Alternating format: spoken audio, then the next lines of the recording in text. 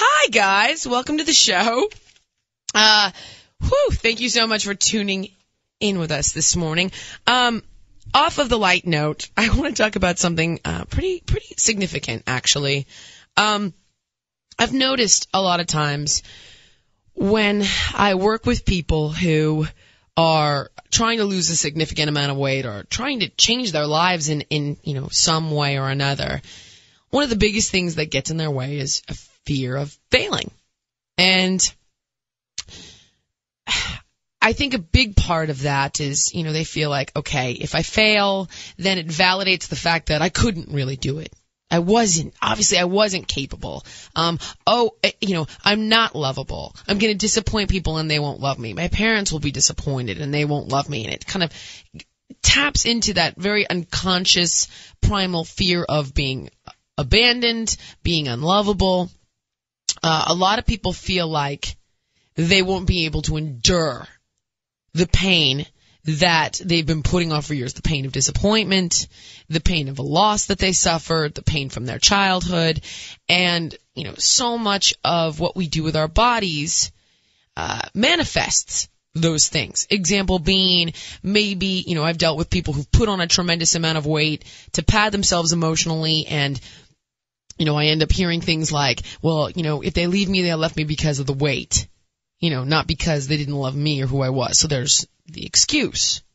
Or, they become paralyzed in their own lives because they're afraid to reach out and they're afraid to hope because they don't feel they can tolerate one more disappointment in their lives.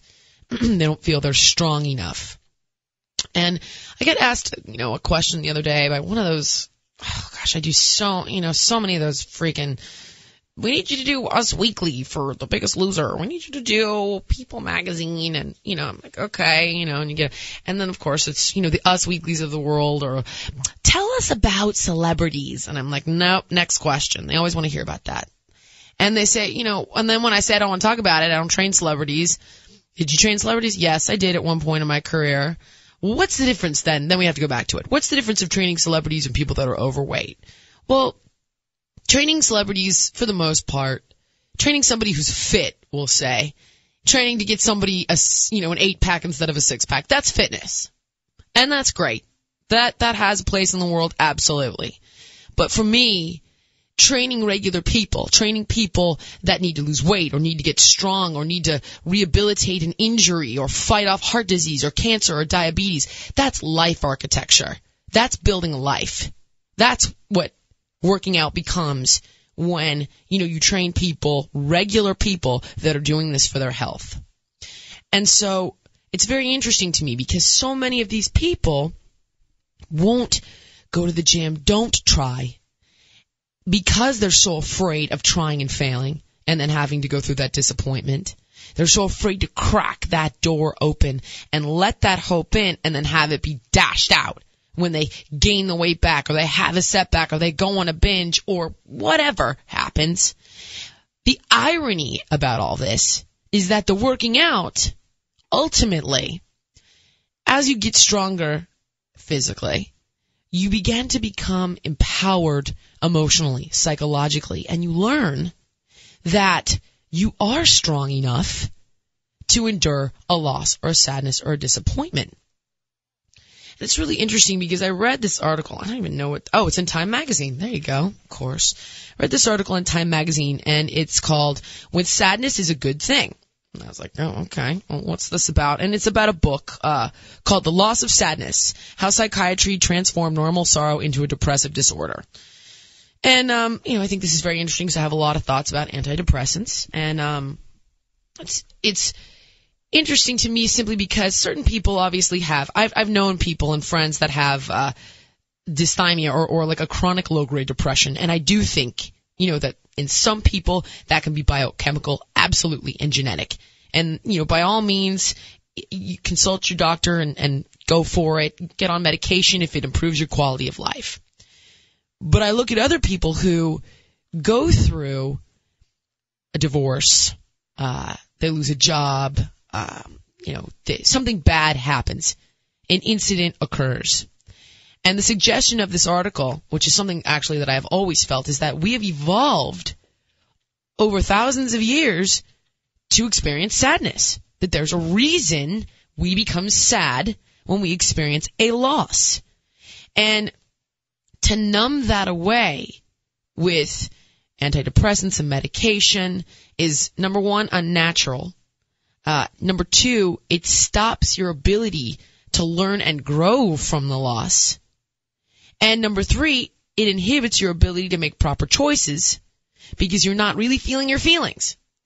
And it's funny because so many of the people that I work with, there's a Pink Floyd song and it's called, what's it called? Comfortably Numb. I just remember the lyrics. It's a song, and in the song he talks about being comfortably numb. He's obviously talking about some form of drugs that are not antidepressants. But it's funny because I think of so many people that are paralyzed with their health or not working out as just being in the state of just comfortably numb.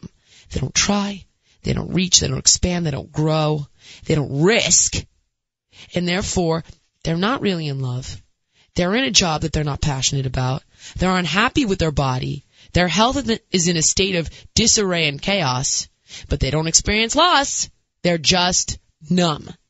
They don't reach out and ask out the guy or ask out the girl or start dating or get involved with people that are equals because, God forbid, that doesn't work out, or they get disappointed, or they reach out and they like somebody and that person doesn't like them back. How will they survive that loss? How will they get over that sadness? It's more than they can bear. Or, they don't try for the promotion. They don't get into the job that they're really worthy of. They work in a job that's beneath them that they're not happy with because, hey, they're comfortably numb. They don't get the highs, but they don't get the lows. The thing of it is, to me, that is a wasted life. And I love this article because the suggestion is that the pain and the sadness that we experience when we go through a disappointment or a loss or a failure or what have you, that's how we grow. That's how we learn. It's essential to us as human beings in order to evolve in every facet, emotionally, physically, psychologically. That's how we become more complex human beings. And, without that, we're stagnant. And when you're stagnant, you're not really living and you're not really experiencing life. Fitness is about, great. You want six-pack abs? I'll sit here and take your calls all day long and talk to you about abs because I'm vain. I get it. But I was also the fat kid with a huge nose and acne and braces and a monobrow that could not pick my eyes up off the floor at 13 years old, at 14 years old. That was probably going nowhere in life. That was ditching school, right on the edge of really going down the wrong path, stealing from my parents, taking the car. I loathed myself, and it becomes this self-fulfilling prophecy, and it's like the more you loathe the status of your life, the more you become self-destructive, i.e. the binging, the lack of caring about yourself. And then I got into martial arts. And yes, I lost some weight. Yay. But it wasn't about that. That, as I began to lose the weight, yes, I began to feel better about my body. Yay. I took more pride in my appearance. And that helped a lot. However, what was the most helpful about that was that as I'm walking down the hallways of junior high, and those same kids that are, making, cow sounds at you, or calling you names, or throwing crap at you, all of a sudden I'm looking these kids in the eye and I'm thinking, you know what, dude? I just broke 2 boards with my right foot on Friday. Like, bring it. And it changes the way that you see yourself. And when you begin to respect yourself and you begin to love yourself, you command that from other people.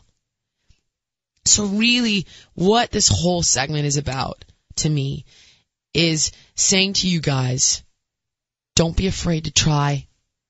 There is no sadness or loss or failure that you won't be able to endure. When you're going through something like this, ask why. And ask what you can learn and see where the lesson is and find a way to grow. Don't become a victim and don't let this go, oh, I knew it. Oh gosh, why did I try? Why did I reach out? God, I knew it. No. Okay, what's here for me? And then be proud of yourself that you put yourself out there, that you tried, that you risked, that you were courageous enough, and learn. We don't learn anything when we win. We learn everything when we fail or when we're losing or when we're experiencing a loss. And that's our opportunity for growth. And when we grow, it improves our capacity to experience joy. Because on the other end of the sorrow is a pendulum swing of happiness. And when we don't try and we don't reach out and we don't make efforts, we have nothing. Then you're just numb. And that's no way to live your life.